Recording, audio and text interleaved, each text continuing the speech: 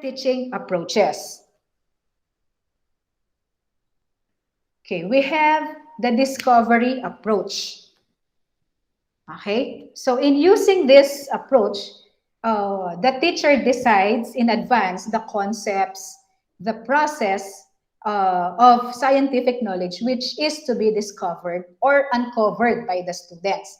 So, for example, have you seen an amoeba under the microscope? How does it look like? So in here, syempre, mag-i-spark yung interest ninyo. We increase your motivation and interest, lalo na kapag sa discovery approach, laging ginagamit ito sa mga science subjects, di ba? So, because in here, from the word discovery, we learn or we let you discover for yourselves. So, this approach is very good because may active participation from the students. Okay? So, this approach is the learning concepts parang ano siya eh, learning of concepts, theories, and principles through discovery rather than rote memorization. So ano tong rote memorization? So si rote memorization kasi is the process of memorizing information which is based on repetition.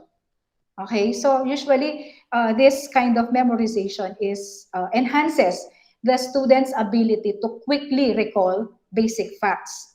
For example, of rote memorization is memorizing the multiplication table or the periodic table of elements. So kapag paulit-ulit mo siyang minimemorize or sinasabi or binabasa, mamememorize mo siya. That is rote memorization. Pero anong mas maganda?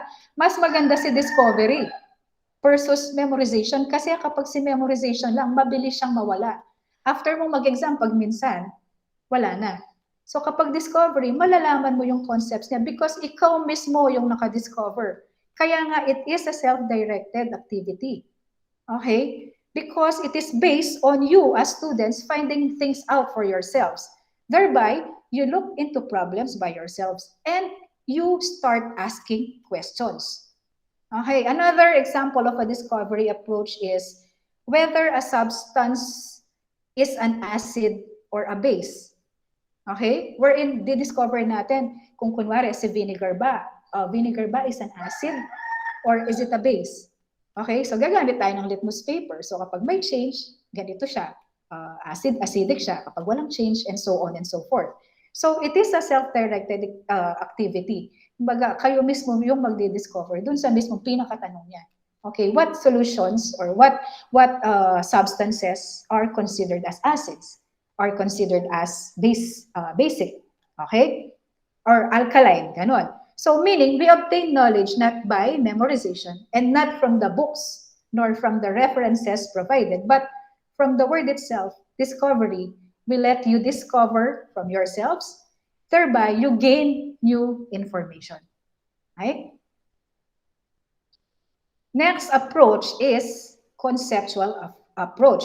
So this gives much emphasis on a given subject as an organized body of knowledge, and content is not taught as isolated topics, but as a big pervasive idea or generalizations that govern a particular subject.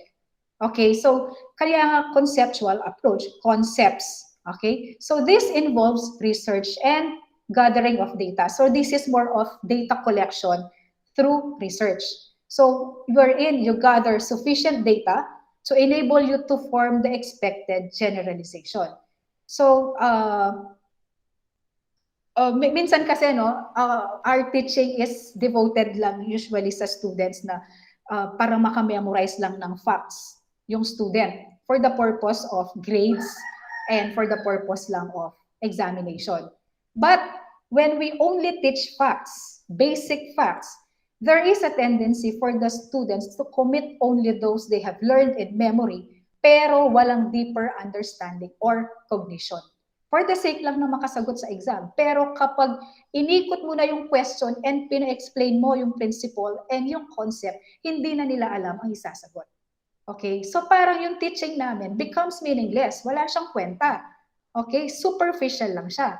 But if we emphasize conceptual understanding the emphasis goes beyond facts. We integrate and correlate data or facts and concepts in a meaningful manner. Kumbaga, we go beyond the facts. We correlate and we broaden. Okay, for example, the diseases that is caused by mycobacterium. So sa bacteriology tayo. Okay, so we know that tuberculosis is caused by this organism, mycobacterium. But to broaden it from the conceptual approach, we will dig deeper. Okay, we will dig deeper pa. So di lang yung diseases caused by this organism, yung pag-uusapan natin. But rather, how TB is acquired, is transmitted, or how mycobacterium causes tuberculosis. Okay? So magkaiba siya, di ba? Okay, so another example is memorize, instead of memorizing or knowing the date on when penicillin was invented or was discovered, we will also dig deeper by studying or discussing what happened during that time when penicillin was discovered. So magkaiba siya. So dalawa na yung natutunan mo, yung date when penicillin was discovered and also what happened during that time. Paano niya na-discover? Alright? So another example, yung HbA1c. HbA1c is a blood test which is used to help diagnose and monitor diabetes. So alam natin na it helps to diagnose and monitor the diabetes. But instead of just knowing why is it done, we will also learn the concepts, the principles behind this particular test. Ano yung nangyayari every time na tinitest yung blood? Ano yung principles behind this test? So ganun siya. Okay? So binobroaden natin siya beyond the facts. Next. Okay, so process approach. It is identified primarily with skill-oriented subjects. Okay, so ano tong skill-oriented subjects? Si MedTech, marami siyang skill-oriented subject. It's a skill-oriented course because, sorry sa noise, because ano yung particular na kailangan alam na skill ni MedTech? Yung phlebotomy or venipuncture. Okay? Walang kwenta si MedTech pag hindi marunong mag-venipuncture or phlebotomy. Okay? So the process approach is usually used for skill-oriented subjects, sabi ko nga. So these subjects need the development of certain skills. Okay? Tapos it requires skills pa, lalo na dun sa phlebotomy, sabi ko nga, and also on how to operate or how to use the microscope. Tapos we will also be using different equipment sa laboratory. So skill-oriented siya. Okay. So another example is how to do gram staining. So skill pa rin siya. Okay, so more on skills and functional, hindi theoretical. Hindi lang by the book, kailangan marunong kang i-apply. So ito yung process approach. Pag process approach, steps or procedures. Okay? So example of a process approach, kunwari topic natin is about venipuncture. Okay, anong mas magandang approach? Hindi discovery eh. Parang mas maganda yung process approach. Since venipuncture is a skill that should be learned by medical technologists. Okay, this is a skill that should be developed by MT. Okay, another is syempre yung troubleshooting of different equipments, handling the microscope properly, and tandaan natin, no, maraming skill-oriented courses. So dito pumapasok yung approaches na process. Okay? Ang three major points here is the concern is how to learn and not what to learn. What to learn? Venipuncture. But alam mo ba kung paano siya gawin? Hindi, di ba? So the process approach, hindi yung what to learn. This is on how to learn a particular skill. And what is taught should be functional and hindi theoretical.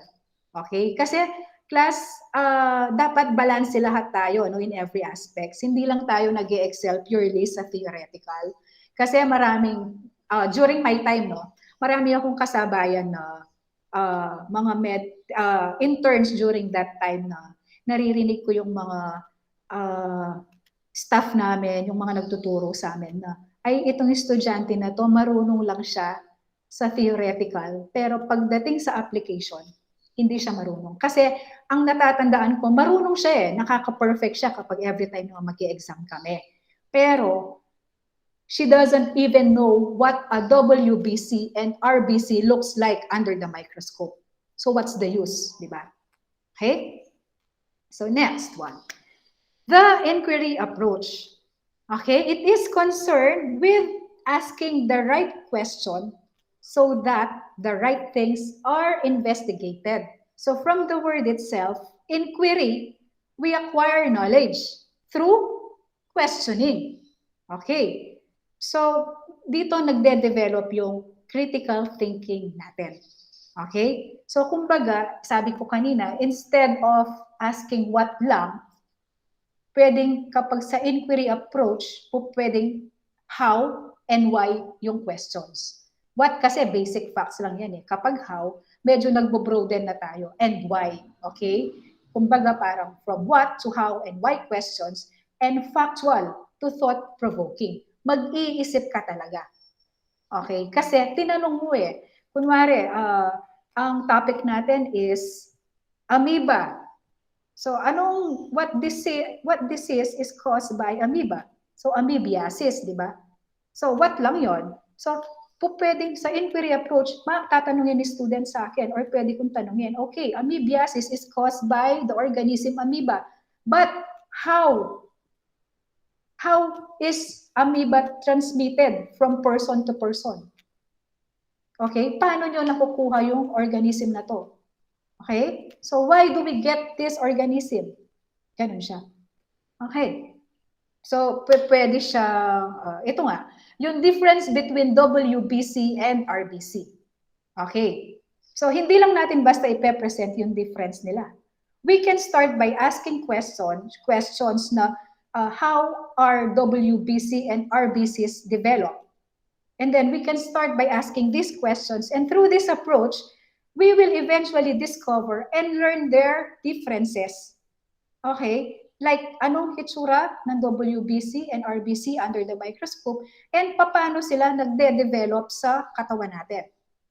Okay?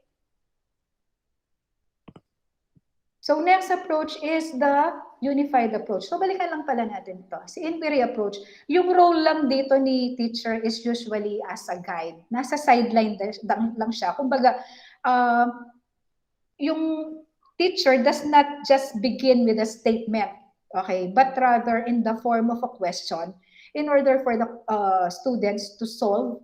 And then this allows the student to search for information and learn on your own with the teacher's guidance. Okay, balik tayo kay unified approach. Okay, so unified approach, we integrate topics into a general framework or a conceptual scheme. So to put it simply, we relate previously learned concept with a new concept until finally the students will see the interrelationship or how these concepts are related with one another. Example, yung introduction of anatomy and physiology. So human body yung pag-uusapan natin dyan, no? Although the body is composed of different systems, they are still connected with each other and make up a human being. Okay, so yung topic ninyo kunwari is about the different organs of the body. Since more or less, before nyo na pag-usapan yung organs of the body, you have already tackled previously about yung cell muna. Okay, mag-uumpisa siya sa cell, followed by the tissues that were formed from the cells. So, i-relate natin ngayon yung organ naman, which is our current topic. Kumbaga, i-connect natin sila from one another until makita nyo how they are related with one another. Kaya nga, we weave and integrate topics into a general framework or